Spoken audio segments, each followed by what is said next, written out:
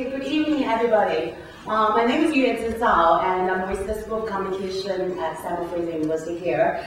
I'm very pleased to welcome you to the 11th Dallas Smythe Lecture, a series of public lectures held in honor of Dallas Smythe, who pioneered the traditional political economy of communication research and who taught at Simon Fraser University from 1976 to until his death in 1992. The lecture tonight is entitled Back to Basics, Movies and Money, and I welcome Professor Janet Wasko, our distinguished lecturer tonight. We planned this event this year to coincide with the annual convention of the Society for Cinema and Media Studies, which takes place this weekend here in Vancouver, and I really like to welcome those of you who come from the conference on the long day and to our event today. And I'm especially pleased that to note two of our foremost Smythe lecturers were here. Professor Illuminating here and Professor Manju Pendagu there. And in a moment I will ask Professor Manju Pendagu to come and introduce Professor Janet Wasko. And as I say, I'm really pleased. So I'd like to take this opportunity to thank the families and friends of Dallas Smythe who established the Dallas Smythe Memorial Award Endowment Fund in 1992, and I'm very happy that Carol Kagan, who is the daughter of Dallas Smythe, is here. She came all the way from Kelowna. Also, I'd like to acknowledge the financial support of the offices of SMU President, and the Dean of Applied Sciences, and also the Office of Director of the School of Communication. This support allows us not only to bring in Professor Wasko and to book this room, that kind of thing, but also allow us to have a reception, a small reception outside in the gallery here after the lecture. So I hope you can stay and enjoy the informal conversation. Also, I would like to acknowledge the administrative and technical support of staff members at the SMU School of Communication, especially Denise Zanner, who is up here tonight, and also Brenda Baldwin, and also Chris, who is supervising two of our students here, and including Kaiko, who is recording the lecture, so that we can put on the website of our school and for a broader public. And also Madam, who is here, helped me with the CD player. So before I ask Professor Manju Pendagu to introduce Janet, I'm going to ask to let the voice of Dallas Smythe to do part of the introduction. How do we discover his voice or recover his voice?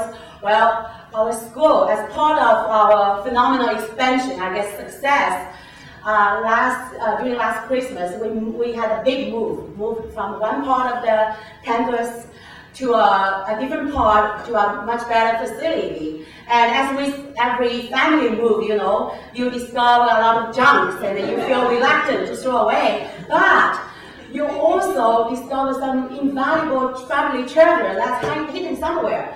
And that's exactly what we experienced.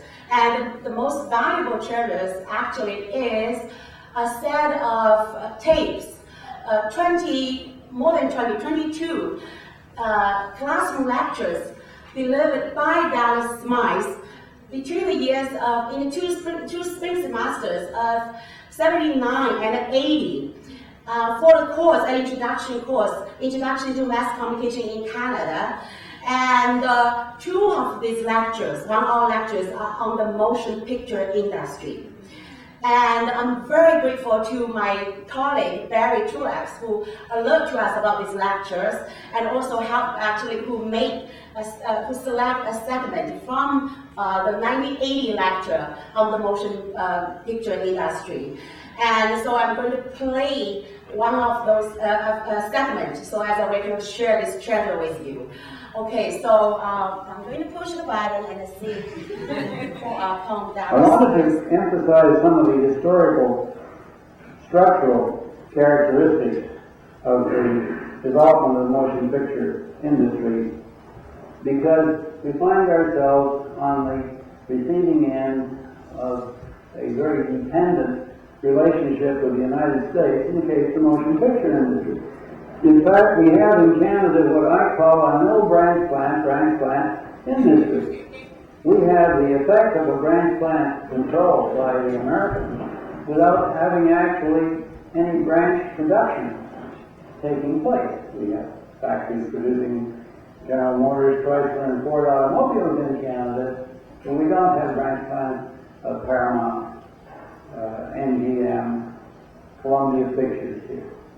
We don't have branch plants, but we are controlled as if we did. How?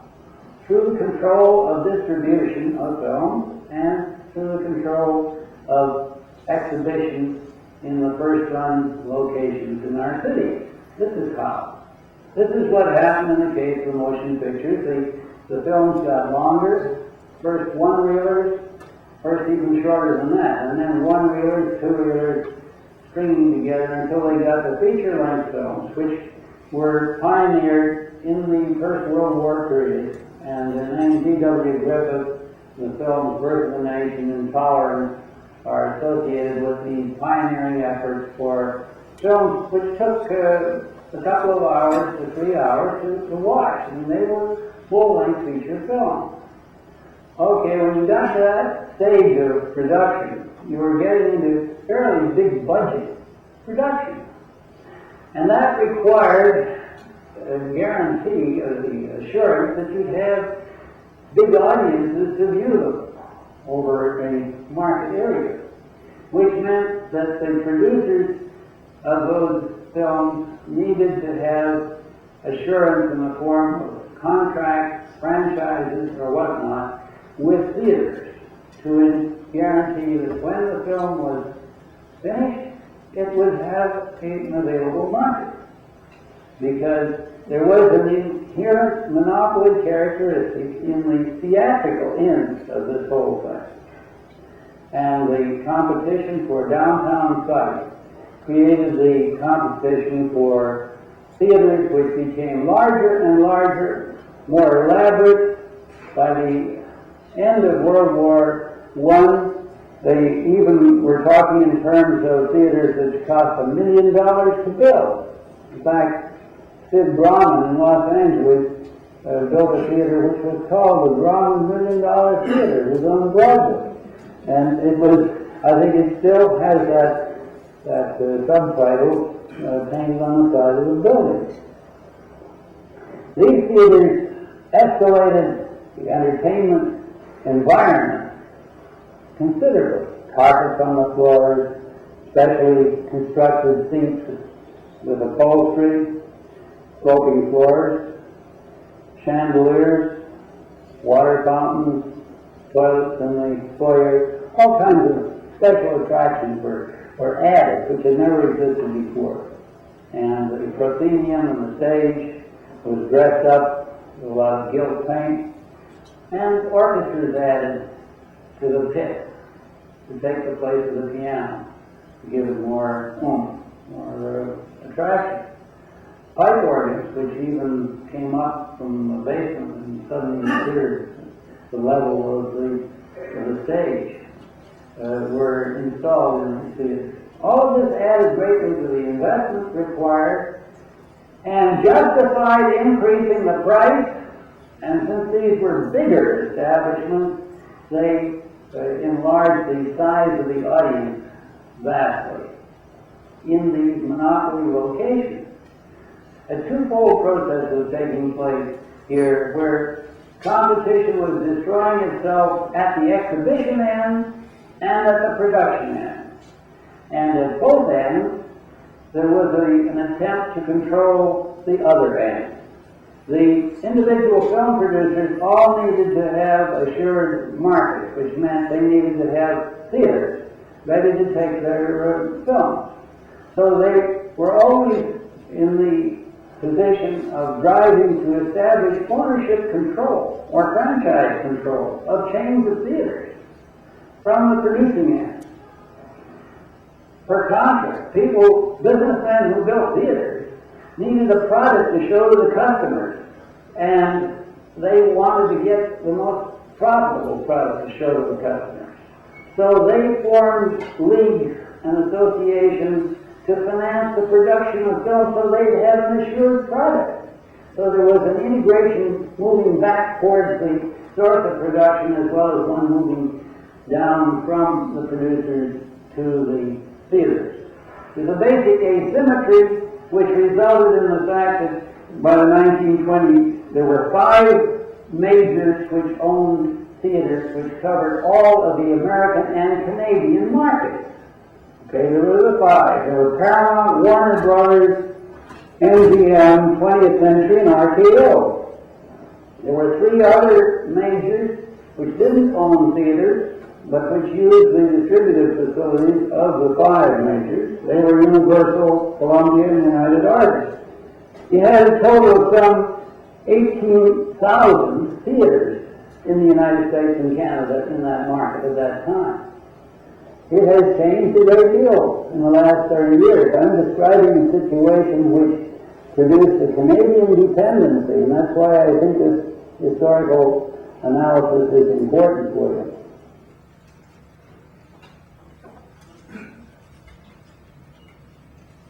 Okay, so hope that is a fitting setup for the lecture that Jerry will do tonight. And now I would like to invite Professor Manju Paniku to come here to introduce Janet, and there's a challenge next year. You'll have to come back to introduce the next Smythe Lecture. So I was really happy when I heard this because Manju did his PhD with Dallas at San Francisco University, and he's currently the Dean of the Communication College at University of Southern Illinois, and he last year delivered a lecture here on Bollywood. Thank you.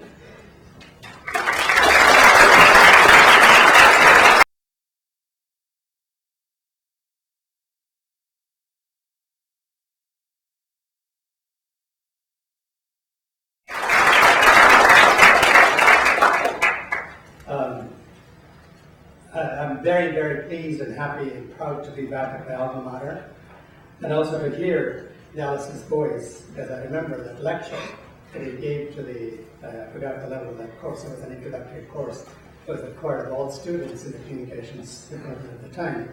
I was not his TA, I was not forced to go to his class, but I did go to every lecture that he gave, and I stole that line where he says, we have a no branch plant industry. And I added the other line, that is, we have a hit and miss production operation in this country, which is still true. Before I begin to introduce my good friend, may I ask you to join me in thanking and congratulating the faculty and the staff of the Department of Communication Studies for continuing this tradition of organizing these lectures to celebrate Dallas's work.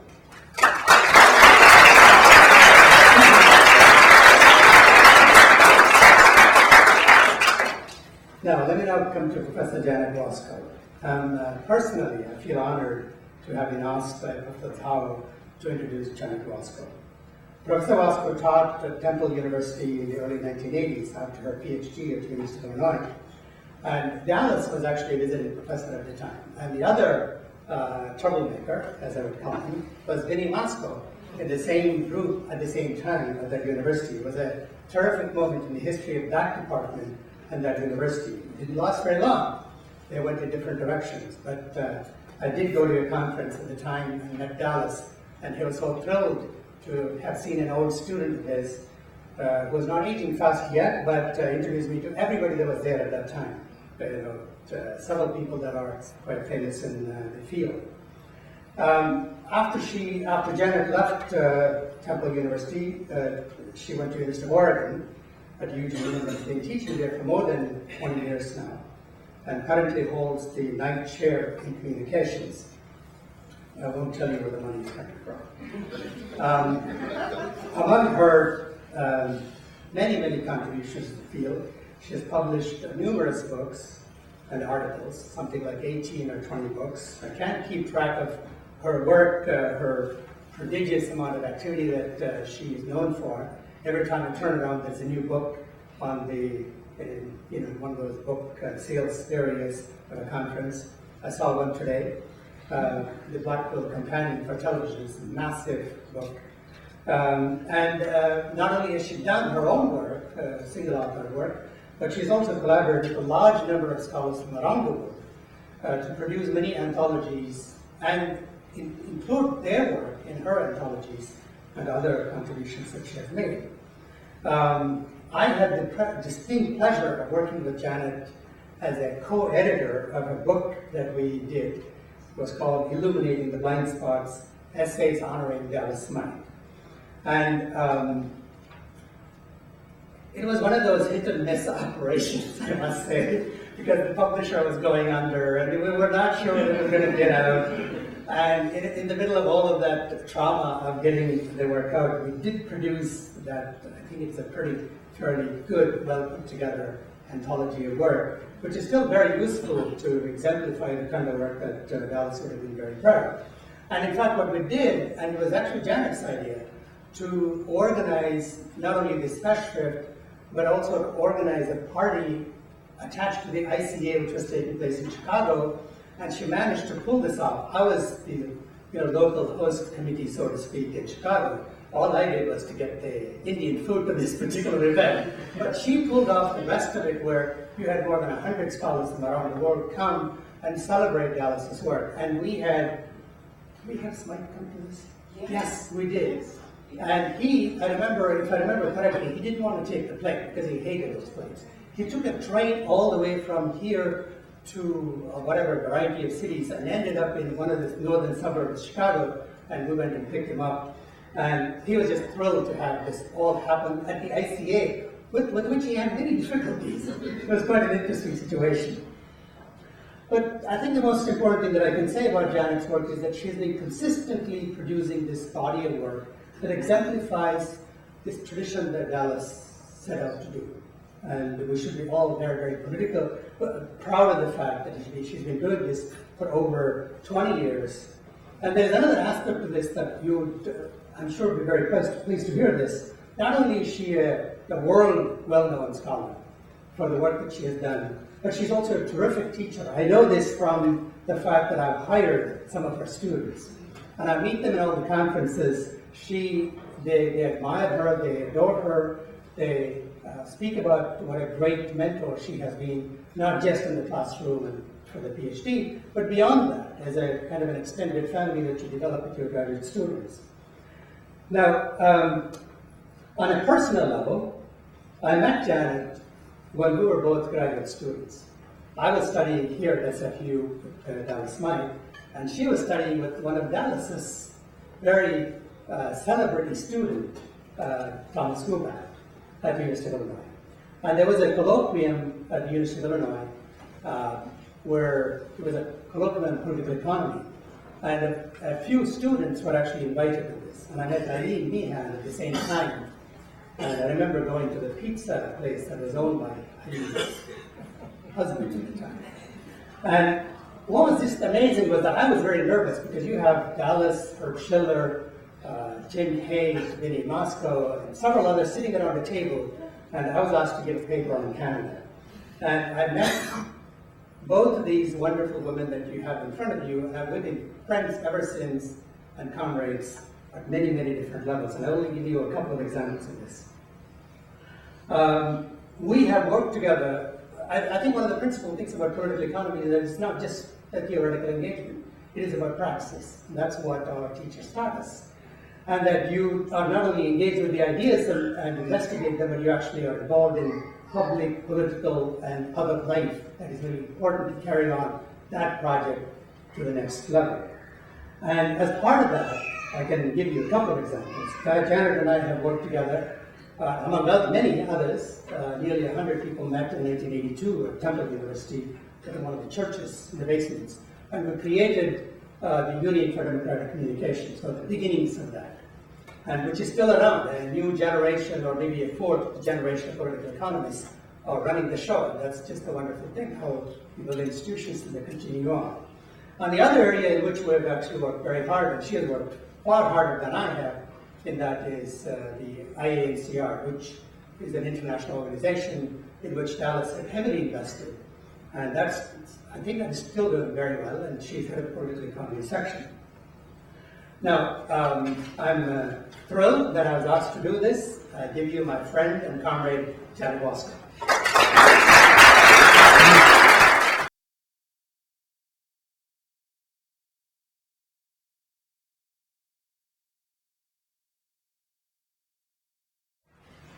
Thank you. It seems like all we're doing is kind of remembering tonight, but I am very, very pleased to be here, to be asked to do this lecture, and especially to follow in the footsteps of my wonderful colleague, Martin. Just a reminder of the title of presentation. Someone else's note. You might think, and actually in the introduction, it was noted that this lecture was planned to be in conjunction with the Society for Cinema and Media Studies. It's in town, and many of you are at that conference. But I actually would like to link it to another event.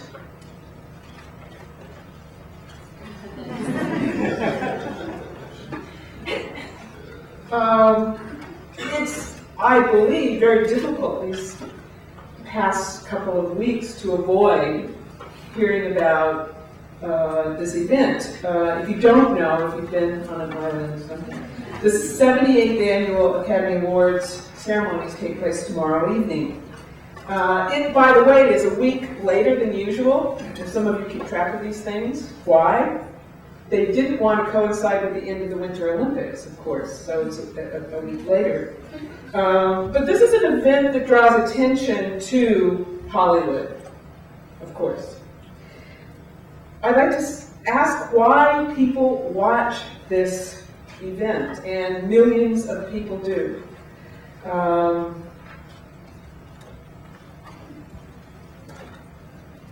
To see who wins the awards,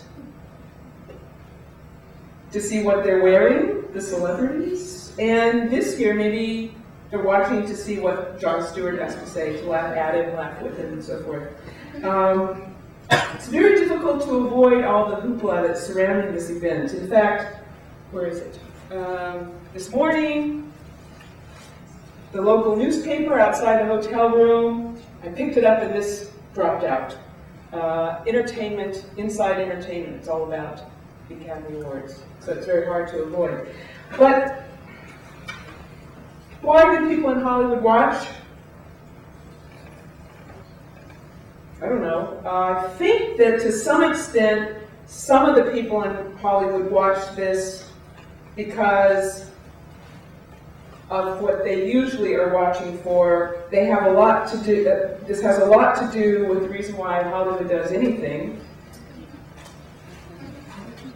which is money. This brings me, of course, to the theme of this evening, or at least the lecture. The Academy itself, of course, receives an enormous amount of money for the broadcast of the ceremony, $50 million this year. But also, of course, as many of you know, the movies that win the awards often attract even more profits because of their success. I want to try to link this with Dallas, and I didn't know that we'd have this this wonderful memory of Dallas in him talking about Hollywood, but I wanted to try to link it with his work and try to talk a little bit about the kind of approach that I try to take and others take in studying Hollywood. First of all, a little about Dallas, and this is just one of the pretty well-known quotes from Dallas. He kept reminding us of this last bit at the end. I really like the quote from Mark Twain, "Who are you neutral against?" Dallas was an intellectual revolutionary, I think. He was politically and intellectually tough, reminding us to ask the hard questions, forcing us to confront issues from a not so obvious or popular approach. or as he called it, counterclockwise, which is, by the way, the title of the book that Tom Gubat put together of Dallas's work. I've been wondering if I've really learned anything from Dallas. What did I learn from Dallas? Thinking about the work that I've done, analyzing the film and entertainment industries, what I keep thinking about is the need to go back to basics. Still thinking about the need to examine the foundations of our media system, or at least for us in the United States, the need to examine the foundations of our media system as capitalist industries organized for profit. Okay, economic determinism, you're saying, yeah, perhaps. Old-fashioned, perhaps. But still, I think it's basic to our understanding of how media are organized and why we get what we get from the media. Drawing on Smythe's and others' definitions of political economy, I'd like to just briefly note what a definition of this approach might look like as it might be applied to film. And very simply, it would be studying film as an industry that manufactures and markets commodities, but also analyzing that within a political and social and cultural environment. In other words, trying to get at the implications of that process. For a political economist, Hollywood works as an industry that manufactures and markets commodities. While these commodities are often engaging and exciting entertainment products, it is still important to understand the process by which they are produced and distributed. The process involves film concepts that become film commodities, passing through the production, distribution, and exhibition or retail stages. Along with analyzing and critiquing this process, a political economy of film challenges a few of the myths or assumptions that are often made about the film business by analysts and insiders, as well as by possibly other academics. So, I guess what I think is important is, in applying political economy to film, looking through the lens of political economy and Hollywood at the film industry, I think what we still do is myth-busting. In other words, to challenge certain assumptions that are made about film, about the media, about the economy, about our society. I want to do some myth-busting tonight, and some of this might sound fairly familiar to some of you, and I'll try not to bore you too long. But I'd like to challenge some of the myths that seem to be still perpetuated about Hollywood, about the film industry. Some of them are old, some of them are new. I think all of them are problematic. First, there's no business like show business. Well, is there? While the U.S. film industry certainly may have, and other film industries, some unique characteristics, it's still an industry organized around profit. From a film's inception as an idea or concept to its distribution to a wide range of outlets and locations, film industry's insiders explain that the motivating force is the bottom line. They're not shy about this. Furthermore, even though each product may be singular or unique, the techniques and strategies, or at least some of them that are used to produce and promote Hollywood films, are in some ways at least comparable to other industries. In other words, an industrial process is in place that does not always appear to be that peculiar or unusual. In other words, I think Hollywood is still a business.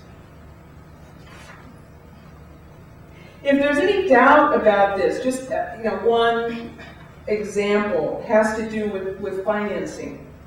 Of course, we all know that Hollywood has had ongoing arrangements with Wall Street in various ways, but there's a rash of new equity deals that have been negotiated recently, over the last few months actually, by the Hollywood majors. In fact, every one of the majors now, and the majors, I mean, the major distribution companies, production distribution companies that actually Dallas listed.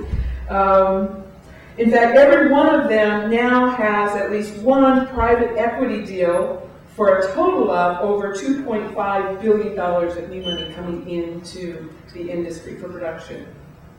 This new money comes from, of course, Wall Street bankers and other major investors, but also there's some interesting deals going on as well.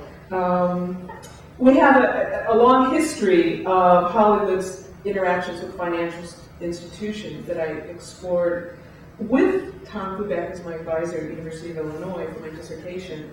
But these arrangements have changed over the years.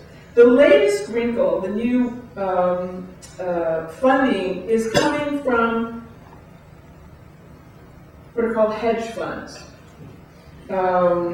Hedge funds you may have heard of. I'm not going to try to describe them other than saying that they're unregistered and lightly regulated, privately managed pools of cash from groups of wealthy investors that put their money together to invest in various areas. The funds also involve commercial banks, who are typically repaid first. So again, the film industry is similar to other industries. It continues to maintain complex relationships with banks that's represented by these hedge funds and financial institutions and investors. While the Variety report, Variety being the trade magazine that most of you are familiar with, on this phenomenon of hedge funds, the report started saying that the film industry, a risky business, gets riskier in reporting the hedge fund phenomenon. But then it also, later on in the article, concludes that these deals mean even more money and less risk for the studios. This brings me to the next myth that I want to explore that has to do with risk. There's a lot of talk about risk connected to Hollywood. And in fact, it's concluded that movie making is inherently a risky business. It's commonly assumed that the film business is not only unique, but it's risky, uncertain, and even it's been called chaotic.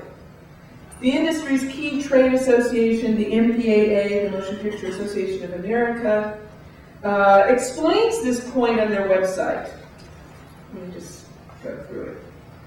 Movie making is an inherently risky business, period. Contrary to popular belief that movie making is always profitable, in actuality, only 1 in 10 films ever retrieves its investment from domestic exhibition. In 2000, the average major studio film cost over $80 million per film. And I just had to include this last note. No other nation in the world risks such immense capital to make, finance, produce, and market their films. One wonders, if it's that risky, why do it, right? Well, when considering Hollywood from a political economic perspective, any number of issues are raised which makes the risky nature of business much less obvious. In other words, I think we need to look more carefully in analyzing this risky business. Okay, that's not what I mean. We're not going to look at a film called Risky Business. We're not going to look at a cute guy in his underwear dancing around. Sorry.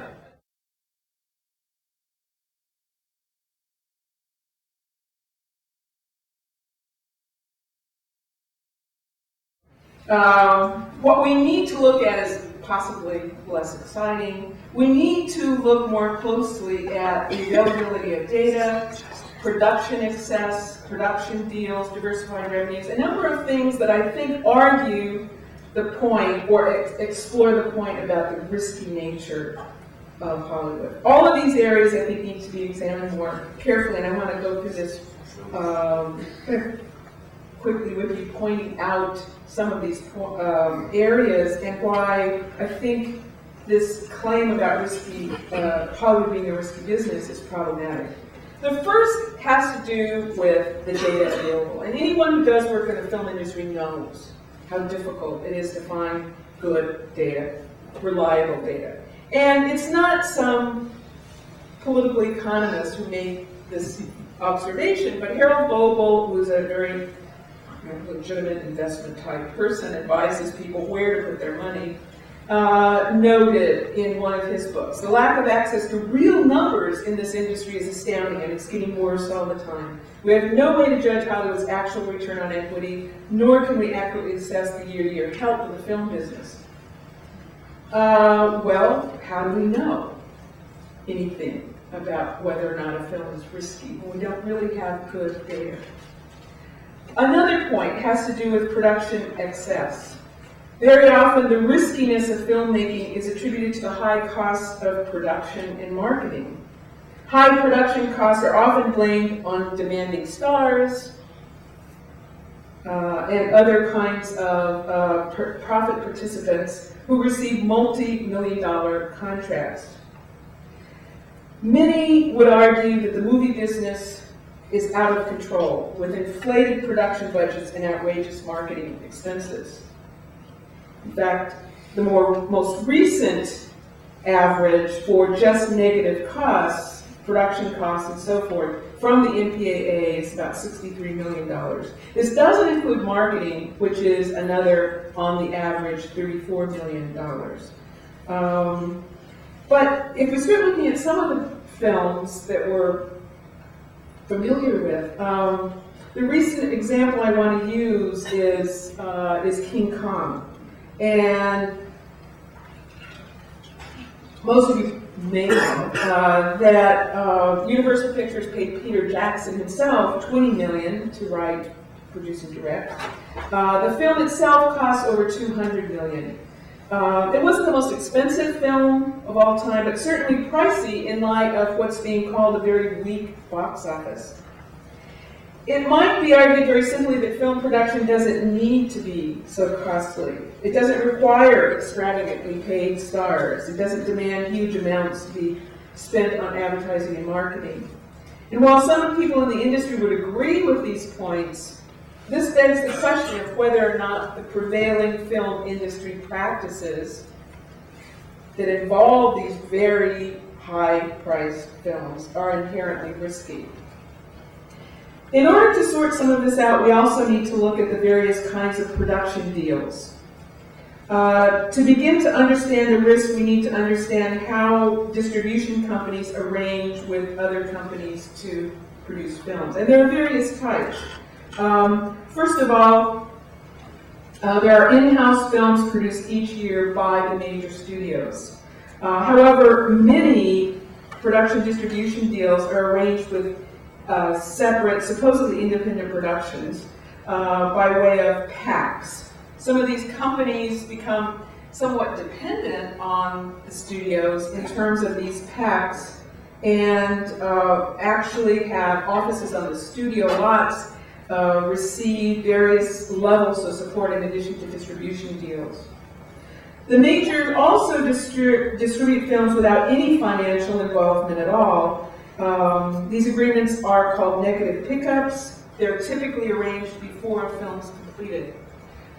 In this type of deal, the distributor may provide an advance to a producer, may also finance releasing costs, but the distributor and producer then share the profits. In other words, the producer provides the production capital, limiting the studio's risk to distribution. There are also various co-production and distribution deals that the studios actually do together. Major distributors as well as pre-sales from distribution rights to foreign distributors are common. The important point here is that the Hollywood majors don't always risk their own money. In fact, often they don't. They don't have to finance films, always financing the films that they distribute. Another point, and I think also you're very well aware of this one. Again, it's claimed that the majority of Hollywood films are risky because they don't get back their costs in theaters. However, most of these claims focus only on the receipts, the revenues received during a film's theatrical release, without really taking into account the diverse number of sources for revenues. It's obvious that motion pictures sold in mini retail markets or windows of exhibition, as they're sometimes called. These include home video, cable, television, and so forth. Other products and merchandise are also related to Hollywood films that contribute additional revenues. In other words, Hollywood films continue to make money for distributors across various platforms in various ways years after their initial theatrical release. Because of the significance of these sources of revenue, I think it's of interest to look at them in a little more detail, keeping in mind that all of these are markets that operate somewhat differently. First of all, theatrical box office grosses for the last few years have kind of gone up, and then last year went down. Although box office receipts are only one source of revenue for Hollywood films, theatrical releases usually come first and set the value for other markets. Although other windows may represent higher earnings, theatrical revenue is still substantial, I would argue. It has been widely reported that Hollywood struggled last year. Lots of people were fretting, and there's been a lot of attention drawn to the decline in box office. Overall revenue was down about 8%. Despite the problems this means for motion picture theaters, actually the reason why supposedly audiences were fleeing to other electronic entertainment may not be as problematic for the majors in that they're involved in those other markets. The distributor's share of total box office receipts is called film rentals, and typically they can be as high as 90% of the box office after exhibitors' expenses. It's often claimed that distributors receive 50% of gross box office, but I think that's highly underestimated, hugely underestimated. In fact, I think the distributors make a good deal more than 50%. You also might note here that it says US and Canada, and I just want to emphasize that as Dallas drew attention to the relationship of Canada and the United States. Hollywood still doesn't see the border and considers domestic box office US and Canada. Right? That's the way they count it. I would argue that theatrical box office still brings in a considerable amount of money. For instance, Spider-Man, if you recall a few years ago, just on one weekend made over $114 million. In a single day made $43 million. And over 9 days, $223 million. Well, these are records, but still it is possible to hit it big at the box office. What about our more recent example of King Kong? Well, this huge budget, there's this worry, how are we possibly going to make back the money? Well, it's already made back its production costs in the domestic box office as of a week ago or so, over $216 million. This is just domestic box office, Canada and US. There's also, as you know, home video in various kinds of video technology, and this is far more than the box office. The home video market is an extremely important source of revenue for Hollywood, but it is often, in fact usually, overlooked when assessing the risky nature of the film business.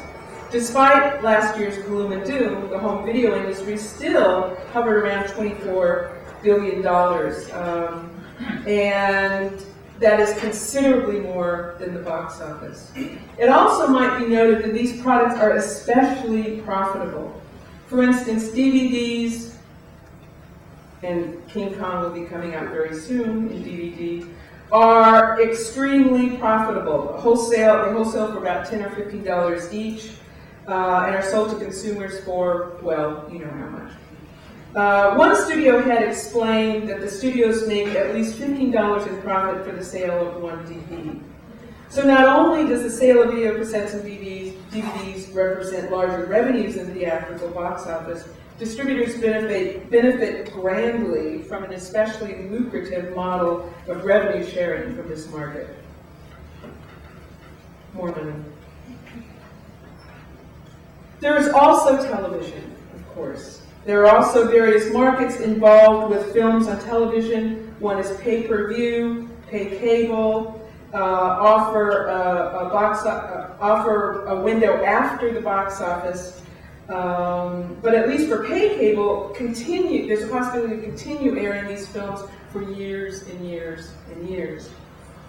For broadcast television, or what is, I think, erroneously called free television, there's yet another market. And for King Kong, just recently, Turner Broadcasting has made the deal to premiere the film on their channels. It's unknown how much they've paid for this, but there's more money. Then, there are foreign markets, of course. Hollywood features attract revenues from theatrical, television, home video markets, and international markets. The foreign market has grown substantially in the past years, with estimates of around 50% of Hollywood's overall revenues coming from international markets. An important note here is that the distribution of films to foreign markets requires little by way of additional costs. In fact, the notion of film's infinitely exportability, the fact that it's infinitely exportable without very much cost added, a concept that Dallas Smythe's student Tom Duback developed, translates to additional nearly pure profits in constantly expanding foreign markets. More money. How about King Kong in foreign markets? Well, it's already made back to some extent its production cost. So far, as of a week or so ago, we're at $326 million. There are other markets that we don't hear too much about, but I think we're familiar with. Non-theatrical markets. A variety of additional markets add even further revenue. The largest non-theatrical market are airlines, although films are also licensed to universities, hotels, prisons, military, more money. Not a lot compared to these other outlets, but still they represent a minor source of revenue, and they continue to bring in money, which I think is the important point. Okay, what about the internet? I think it's probably too early to include revenues from internet and certainly video on demand, as these venues are only just emerging as possible markets and sources of revenue. It seems likely that the major distribution companies will do everything in their power, as they are, to maintain their control over these new outlets. However, new problems still loom, especially related to piracy and developing some kind of business model. Nevertheless, a recent article, cover story in The Economist, concluded that the studios will eventually figure out how to fully capitalize on the promise of the web. And the cover story featured our film King Kong, by the way. So we've covered distribution outlets or windows. But a film also, there's more money possible, sorry. There's more possible revenue from other kinds of commodities. In fact, a film often inspires other commodities based on that film, especially in the area of video games, publishing, music, and merchandising. Not all films, and it's, I think, important to note this, not all films generate these additional revenues. However, some box office hits are able to profit quite handsomely from additional commodities that flow from the original film commodity. Many different kinds of deals are involved in the licensing of rights to characters, stories, music, and so forth that flow from the original film product. And to use King Kong as our example here, we have several games, but especially the video game that was developed with Peter Jackson that became very important. We also had various kinds of publications, and I couldn't even start to indicate all of them. These are a little dark, I'm sorry, but it's a big monkey. Lots of publications, just tons. There's also the music, the soundtrack, as well as other kinds of products that feature music.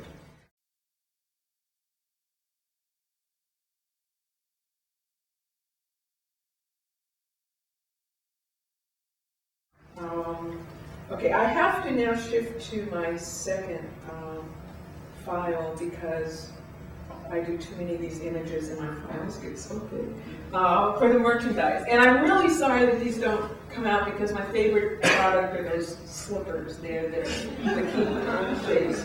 A wide array of merchandise accompanies many Hollywood films, as all of you know. The examples from King Kong are similar to other blockbusters. The toys, the candy, lots of different kinds of puzzles, games, party products. This one was unique to King Kong, electronic King arms. Some kind of weird stuff here. But like a King Kong dog tag? I mean, we go on and on and on with these, of course. There's also the tie-ins, the overlaps with other kinds of entertainment. We've got Barbie in King Kong's hand, and then The Simpsons had a version of King Kong. And there's lots of other kinds of images that are created that are quite pricey, very high-end kinds of products as well. If you wonder why there are all those dinosaurs and bugs in King Kong, and they took so long, those long segments, maybe to sell dinosaur and bugs images or action figures, possibly. There's also the tie-ins, and tie-ins represent products or services already established by companies with products that are linked to the film or the characters or licensed. And of course, King Kong had a wide range of these tie-ins. Some of them illustrated here, a wide range of Kellogg's. And then we got Volkswagen, Burger King, Toshiba, Air New Zealand. This is again a little dark. We had lotteries in New York and elsewhere featured King Kong. And in New Zealand, there were, as with Lord of the Rings, stamps, coins, and packaging offered by the Postal Service. It's interesting because it seemed to me that there are a lot of these tie-ins when I started looking at them in a lot of products. But according to the studio, Universal, they cut back. In other words, in the words of this executive from Universal, she said, one of the things we heard from our partners was they wanted a less cluttered feel as they had in previous films. So we tried to remain less cluttered than we have in other major tentpole films, so we stress quality over quantity. The era of a film with 20 promotional partners is over because that didn't serve the brand. See, I'm sure there are over 20 partners for King Kong. So, okay, they're not going to cut back, of course, for other reasons, like wasteful consumerism and other things, but for the sake of their partners in the brand. So we've established that there are profits to be made beyond the theater. How do we determine those profits? And here I'm going to really bore you, because I think we need to look more closely at the distribution deals and how profits are even figured out. And it's a very complex process. There's this notion of creative accounting in Hollywood. But I think that the deals are arranged to favor distributors, and I'm not the only one that thinks that. Just to go through this very quickly, lots of different sources for revenues come in, and we've gone through those. There are also what goes out, the expenditures. First, what goes out, the very first thing that comes out of revenues is a distribution fee. This is charged by this distributor to cover the distributor's operations. It does not cover expenses of the film. It's for the distributor's operation. It comes out before anything else. It is non-negotiable. It's always there.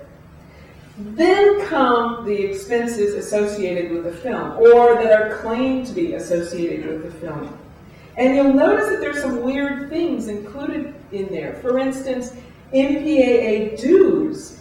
So all kinds of things are added to the expenses of a film. They come out before we start paying off people, before they pay the negative cost of the film. Right? So all of this is kind of a typical deal, the distribution deal, even though they all vary to some extent. This means that, to some extent, you might argue that the risk to distributors, distribution companies, is minimized. Finally, whatever profit comes out of all of this, if indeed there is a net profit, has to be shared with the profit participants. Remember the guy in his underwear dancing around? He gets the huge amount of money, right, as a profit participant. But also it's split with the distributors, right? So the distributors, I would argue, arrange these deals very carefully to avoid risk. The profit participation system is especially controversial in Hollywood, and one lawsuit claimed that the entire system amounts to nothing more than a price-fixing conspiracy by the major powers in a company town. We also have another problem with this risky nature of film.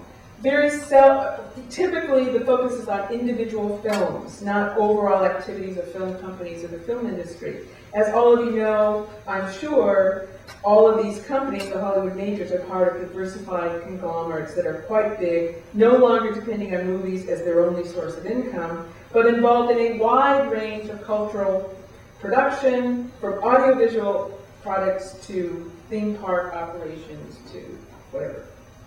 Deregulation, privatization, technological developments, and international markets have contributed to this concentrated growth.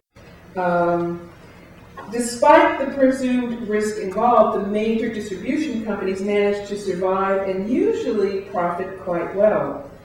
As the editor of Variety concluded, it's hypocritical for any of the studios to say they're on the brink of bankruptcy, because obviously they live under the very handsome corporate umbrella of gigantically rich companies.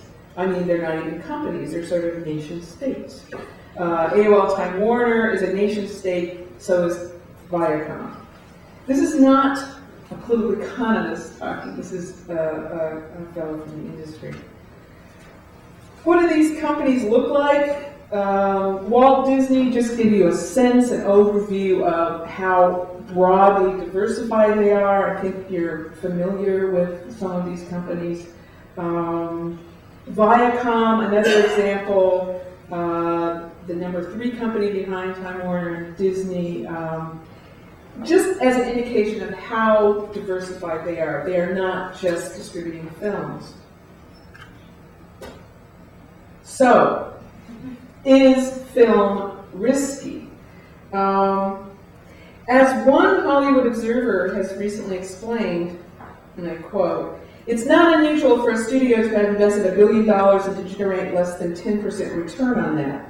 So on a standalone basis, it's not a very good business. However, if the studios didn't make movies, you wouldn't be able to run theme parks. You wouldn't be able to run or create TV networks. You wouldn't have libraries against which you could create cable networks. The movies really provide the economic foundation and much of the leverage that these companies have in terms of being able to do other businesses." Perhaps, then, we should frame this question differently.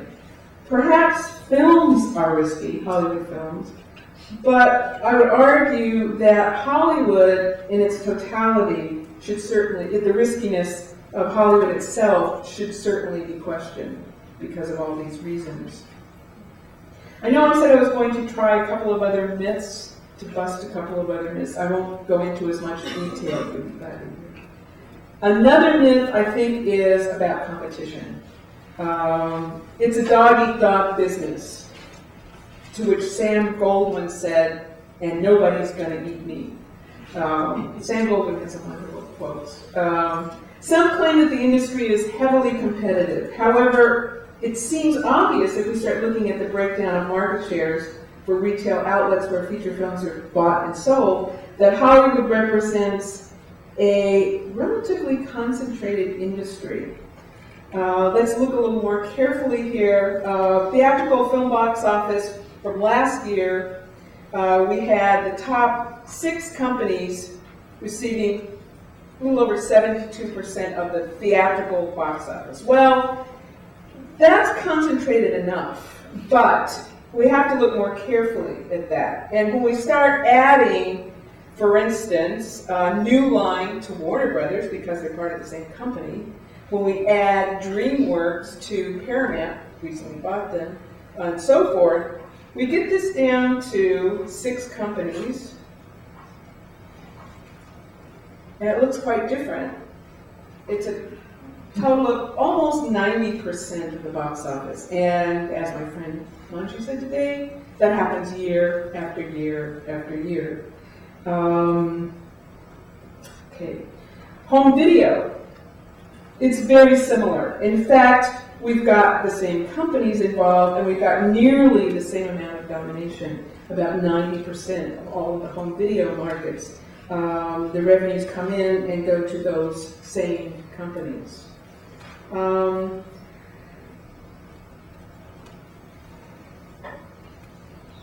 Is there competition in Hollywood? Well, the studios often cooperate to determine industry policies and to protect and promote the industry.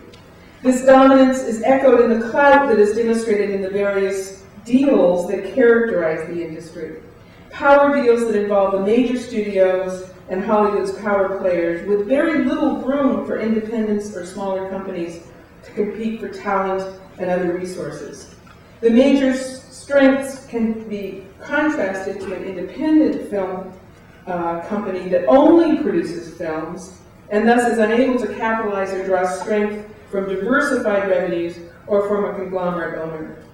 While the film industry accommodates independent production, the majors ultimately set the agenda and reap the bulk of the rewards. Though their control over film distribution, as well as pursuing various strategies to reduce risk and protect and promote their products, the Hollywood majors have maintained their dominance of the U.S. film industry historically, as well as dominating many other film markets around the world. One industry insider explained it this way after reviewing the various deals that are involved between the industry majors.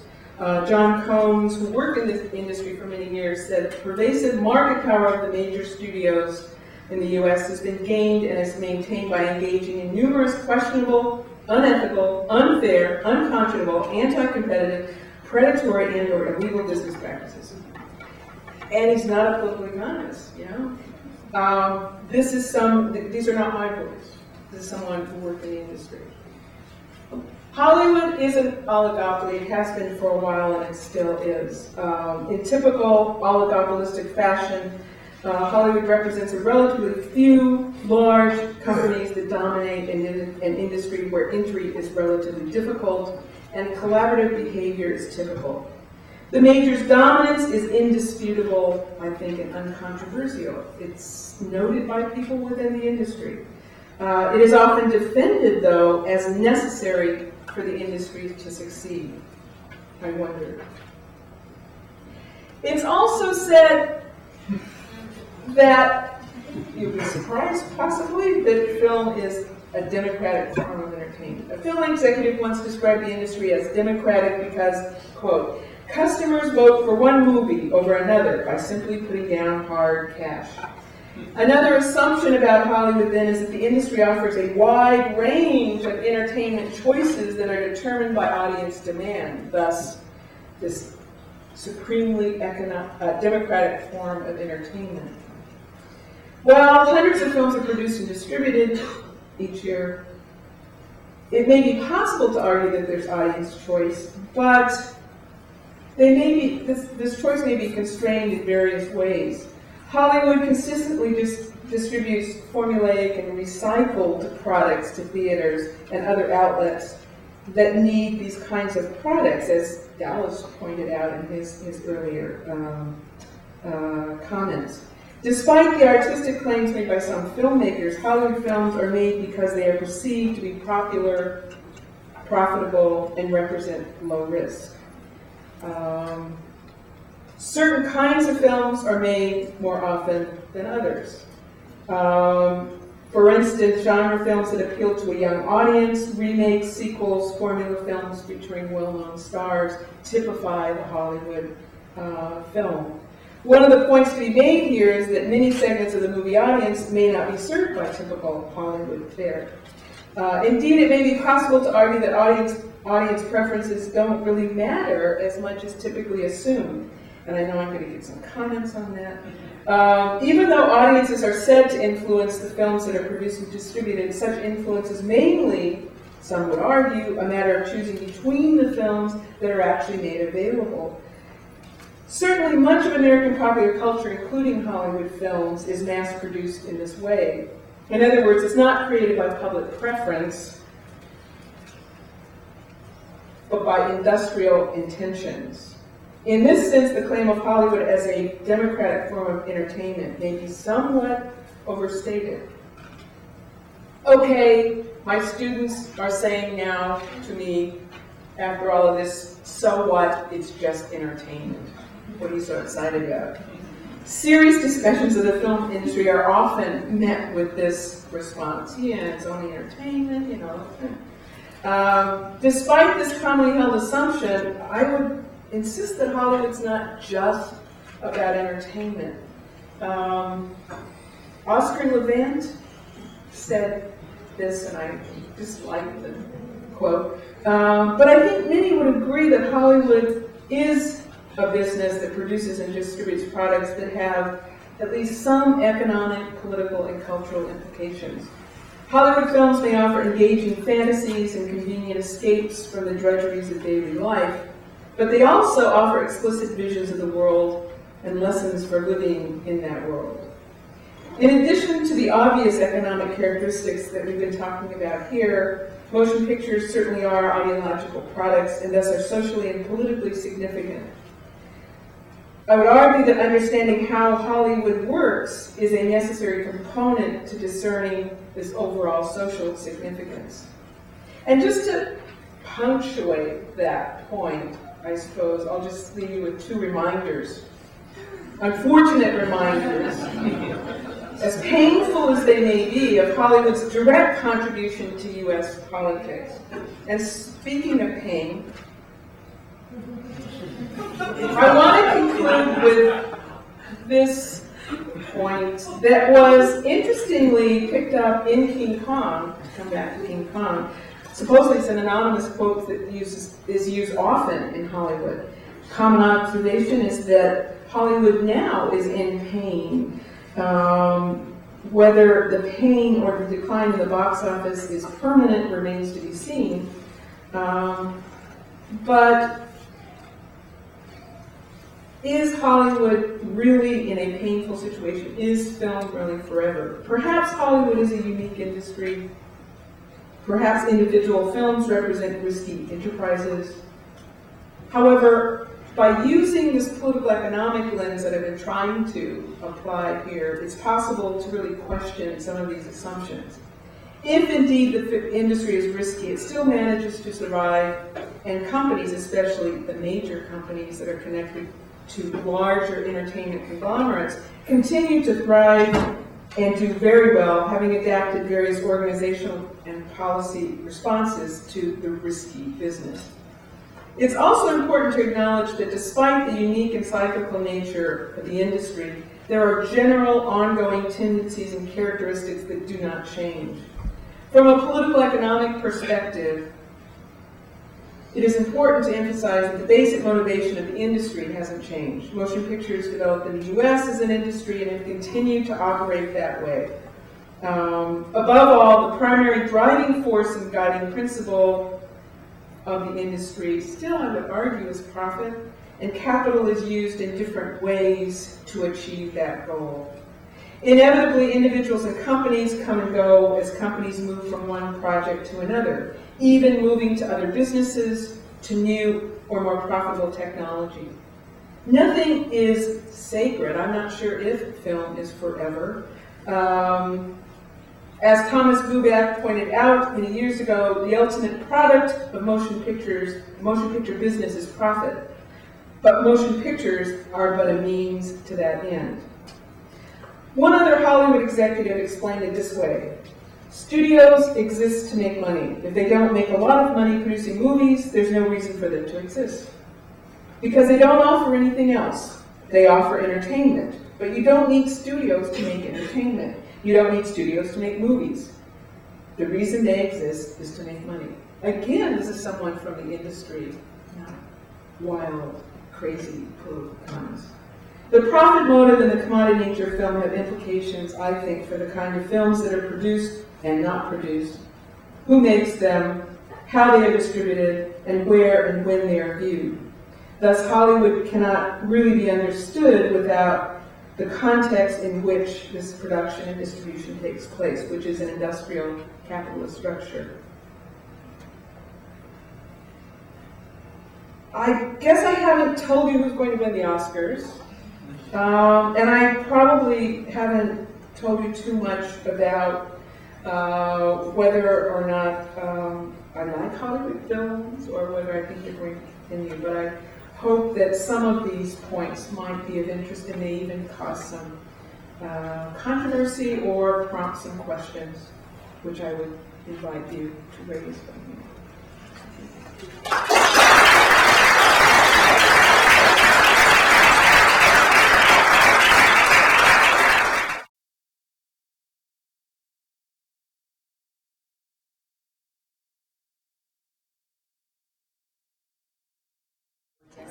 Yeah, for a very illuminating and image-packed and entertaining lecture that illuminate the blind box or black box of Hollywood.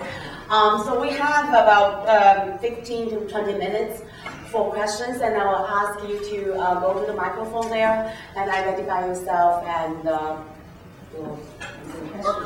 or comments. Yeah. Okay. My name is Doris Baltusha, and I read in the New York Times Magazine that Hollywood is thinking about the simultaneous release. I was wondering if you could comment on that. So rather than releasing a film and then a DVD 3 months later, there's been talk about doing everything all at once, like releasing the film, the DVD, the VHS, and the video games as well. Yeah, it remains to be seen if they're really serious about that, because one market leads to the other market, leads to the other market, leads to the other market. One of the things that they have done, though, you'll note that now they are releasing films internationally at the same time. They used to hesitate, wait for what, 6 months or even more. Now they're releasing it all over the world at the same time because piracy. Right. To avoid pirates. So that certainly happened, but I'm not so sure that, at least in the near future, that they would move to simultaneous release in all those markets, because then that undermines the market and the structure that serves them very well, I think. It could have been in response to the low box office revenues this year, that sort of the thinking went, okay, how can we generate as much money as possible, from this small generation? Yeah. I would still say, though, again, even though the box office last year was slightly low, and maybe home video was not as large as they wanted it to be, still they're doing very well because of all of the other markets. I mean, they're doing okay. Hi, my name is Jennifer Gauthier, and since you brought this topic up in your talk and you mentioned it also in how Hollywood works, I just wanted to ask you a question about research and some tips that you have for other scholars who are working on these topics, and also for you as a scholar, has it gotten easier or harder to get this research the more notorious you've gotten for your work? You had problems with getting the Oh, facts, this or is is it right. easier? I think that a lot. Yeah. No, it's, as many of you who do research in the room know that it is somewhat difficult to find good, hard facts, data, reliable information on Hollywood. But, you have to dig, and there are sources that come from the industry. You just have to treat them very carefully. I think also there are sources that are untapped that we could really be using, like archives, and some of the studios actually have donated papers to libraries, to other kinds of archives where maybe historical work to some extent, but still there are primary documents that are out there that are, I think, just waiting to be analyzed, that could provide us with some really interesting insights into production, distribution, and so forth. Some of it is very tedious work, though, and especially the economic stuff that, it's not that exciting, but it still is so important. In other words, I think that we still need to be looking around to see what sources are there. I don't know, others in the room have done work on the industry, and I think in some ways, possibly it's a little bit easier these days because there's a lot of attention to Hollywood as a business. There's a lot of coverage of it. But then again, a lot of the coverage is like this, which is, fluff and promotion and so forth. But still, there are sources that can be found. I don't know if that answered your question. I think study history is the answer. That's kind of the stage. Thank you for your presentation, Jenna. My name is David Newman. I was wondering if you could comment a bit more on how the studios actually mitigate the risk at the investment end. You talked about the various revenues, but King Kong, for instance, had New Zealand government money in there with a large budget production grant. Peter Jackson put in some money himself. I'm not sure if you know at all about if there are any other financial structures that they use to actually reduce the amount of upfront investment that they needed to make. Yeah, if I understood you, for some reason I'm not hearing that microphone very well, but your question was about where production financing is coming from? The investing, so that the studios aren't actually doing the upfront money, it's other investors actually take that risk. Yeah. What I tried to outline were the various kinds of deals that represent, in some ways, the type of funding. So there are the in-house productions that the majors do put money into. Then there are the production companies that are somewhat related to the distribution companies. Sometimes they get a little bit of money, but they get money in lots of different places, including some of these equity deals that I mentioned. And that's it's big in Hollywood, especially now. It seems that they're getting money from these various funds, hedge funds, and other kinds of arrangements. There are still arrangements they have with commercial banks. Although you can't really get a loan based on a film, you could certainly get funds if you have some other kind of collateral. And then there are also, as represented by the hedge fund folks who put money into a fund, they're independent or individual investors that always are excited about investing in a Hollywood film. The other thing is people in Hollywood do make a lot of money sometimes and put it back into film. All right, Peter Jackson investing money that he's made back into his own film. Right? So it comes from, again, a variety of sources. Maybe if I can just follow on, Germany has been, until very recently, a major investor. About 20% Hollywood budgets have actually come from German media funds. That has stopped. Do you think that's going to make any real difference to Hollywood? It comes and it goes. For a while, the German television companies would almost automatically provide some funds if you arrange to have your film ultimately on one of those networks. So there'd be those kinds of pre-distribution deals that were made. And so they come and they go, you know. That will disappear, somebody else will come up that will replace it. So I don't know specifically how much right now that's going to affect financing.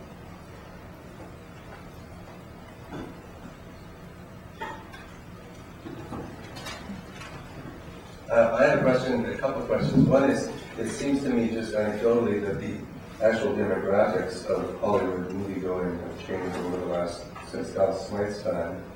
I wonder if you have any comments on that. And secondly, you present Hollywood as a fairly monolithic entity, and indeed, of course, it is. But I'm also thinking if the ratio between the Hollywood penetration of the domestic North American market in relationship to the foreign films or the independent films has shifted in those 20-odd years since Dallas's work.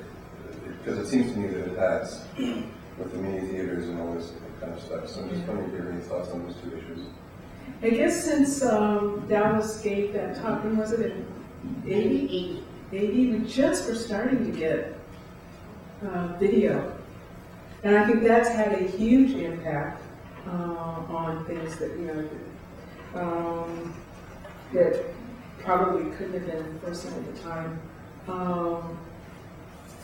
The audience is probable, some of you might need to help me here, that the youth audience started to become more important around that time, and certainly has become more and more important. And let's see, parts of your question. Well, the other part was the ratio between the Hollywood market versus independents and foreign films. Yeah, and there's always been this problem of foreign films getting into the U.S. market, and it's a very interesting question of how that happens, why that happens. There are a lot of excuses given that, U.S. audiences aren't interested in foreign films and won't see them, but can they even get into U.S. markets, the U.S. market? Well, and especially since Canadian films themselves are probably considered foreign films in that context. yeah, in that sense they are, even though the Canadian market is part of the U.S., right? That's the irony. Right. But you might say that certainly video has helped with the distribution of independent and foreign films, and of course, it's not impossible. In fact, it's often the case that foreign films will do very, very well and be distributed in theaters. And in the independent film, the successful independent films are there as well. It's just that what dominates the market are those that are not made by independents and not foreign films. The ones that are dominant in the market are those that are made by the majors that we talked about. There's always, there's always the case of, well, what's the more recent one? I'm thinking Blair Witch Project. Where'd that come from? Very successful, right? Everyone tries to imitate it, and then another one comes along. But what dominates year after year are those big films, typically, and the films that are aimed at a certain audience. I don't know if that answers it. My name is Chris Jung from the University of Zurich. I have a question about the so-called independents. Tomorrow are the Academy Awards, and Focus Feature is one of them. When I flew in, I read an article in USA Today praising this new company, which I think belongs to Universal. How independent are those so-called independents? Yeah, exactly. If they're on one of the major companies, I would say they're not independent. Certainly there are some really truly independent films, and actually one of the major films, isn't it, by Lionsgate, has been nominated for Best Film, and Lionsgate truly is an independent. So, there you have it. But one certainly needs to be careful to look at some of the labels that are now, most of the studios have labels that are called independent, but actually they're part of the larger company. So they're dependent independents, I suppose. Yeah, and it's not to say that independent films aren't part of Hollywood, they're part of the whole system, they're there, but it's just to look at the way the whole system works, they're kind of integrated into a system that is dominated by the majors.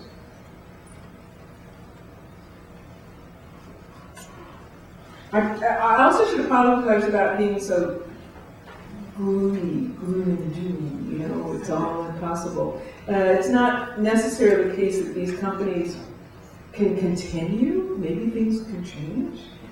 I should have some hope. In that context, actually, I have maybe invite your comment in the context of globalization, and so Hollywood's profitability. In, for example, in the case of recently, for example, Hollywood has imported more foreign productions, like the Chinese film Hero.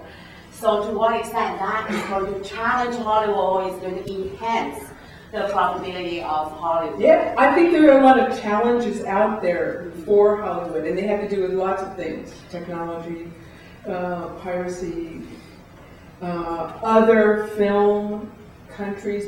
I think Bollywood is really challenging Hollywood. I think the European situation is challenging it as well. So yeah, it's not inevitable, right? And there are challenges out there.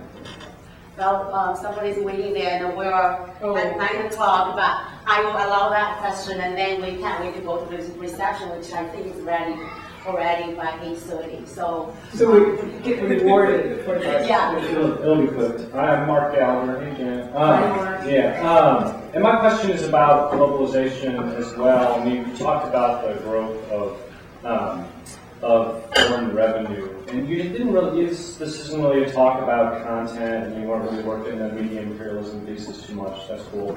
But I did want to ask, and I believe it was, me and I remember being on a panel with her about like 8 years ago, that Hollywood studios, in their attentiveness to foreign markets, were targeting content as well. For example, putting in caesura, putting in pauses in films for, say, the Japanese market, where that kind of thing would be expected in film content. Do you know to what extent that goes on? And I mean, at some level, I think, how is the industry smart enough to be able to recognize this and be there on set being, wait, no, in Thailand, this won't play. But I am curious to know if you have any sense of how that goes on, and really the basic ultimate question of, like, how does Hollywood deal with these disparate global markets? Do we get these ultimately bland, very universal films that are able to target that? Well, that's one response, is there's bland universal films that, play everywhere, there's not very much dialogue, and it's action, and all of that. That's one response. But also, some people are very clever, obviously, not saying, they're not, and I think they are able to think about adapting to different markets. But it's very challenging and difficult, and I think sometimes they don't succeed. But also, looking at the way that foreign film markets have developed, and again, it sounds so controlled, but Hollywood has been able to, the American film industry, been so successful in foreign markets that they have the deals with theaters, with even other companies, film companies in other countries. They historically have been able to dominate those markets to where American films are playing in it. And they may not be as sensitive. In fact, probably a lot of times they aren't sensitive to individual cultures.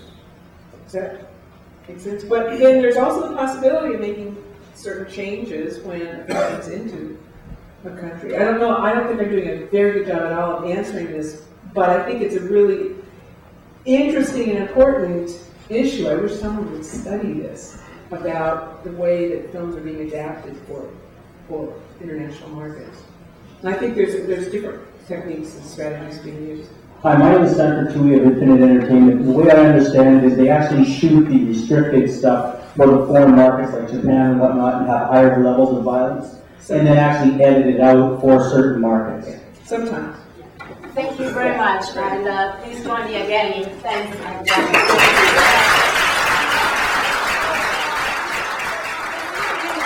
in the reception. But before that, I want to, as a way of express our gratitude, a little gift. Actually, 3 CDs, 2 of the Hollywood lectures of Dallas Smythe, plus another kind of excerpts of lectures by our previous colleagues or existing ones, including Bill Lee's and many others. And it's made by Barry, and actually it's really, I feel, it's like his gift for you, and then a little maybe on the real. Thank you. Thank you.